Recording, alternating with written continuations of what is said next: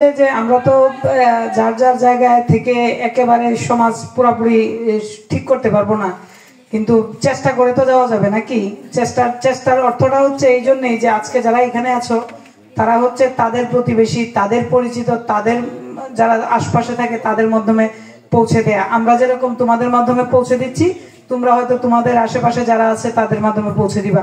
দাদা একটা গল্প বলেছে যে এই যে দুর্গাপুরের যে ঘটনাটা বলেছে, একজন যেহেতু যখন কোনো ধরনের কোনো এই ঘটনা ঘটায় বা সমস্যার সম্মুখীন হয়, পারিপার্শ্বিক ভাবে কিন্তু সামাজিক ভাবে আমরাও সেই সমস্যায় পড়ি না।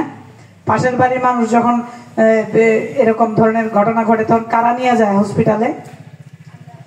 সাথে যারা থাকে বা প্রতিবেশী যারা থাকে তারাই তো নিয়ে যায়। যেমন কেন্দ্রায় যে ঘটনাটা ঘটছে, দুই ভাই, মামাতো ভাই ফুফাতো ভাই ঝগড়া করছে, পরে বিচার দিছে গিয়ে এই মামা গিয়ে ভাইগনেরে মারধর করে একদম মেরে ফেলছে।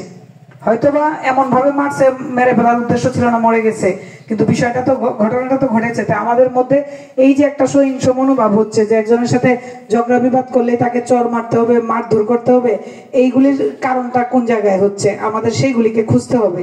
সেই জায়গাগুলি খুঁজে খুঁজে আমাদেরকে এই সহনীয় পর্যায়ের ব্যবস্থা নিতে হবে, যে মানুষের মধ্যে যেন ধৈর্যশীলতা আসে এবং একজন আরেকজনকে যেন ভালোবাসে, একজন আরেকজনের প্রতি যেন সম্মান বোধ থাকে, সেই জায়গাটা করতে হবে। সেটা পরিবার থেকে শুরু করতে হবে, কারণ পরিবার থেকেই সমাজ, সমাজ থেকে রাষ্ট্র।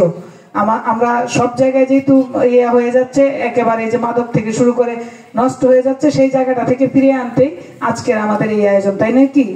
তা আমরা এই আয়োজনটাকে শুধুমাত্র খেলাধুলা করব না, আমরা একটু মনে ধারণ করব যে আমরা কেন করছি, কি কারণে করছি।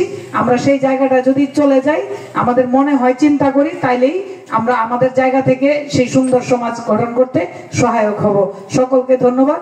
আমরা এগিয়ে যাই এবং নজরুল ভাই বলবেন।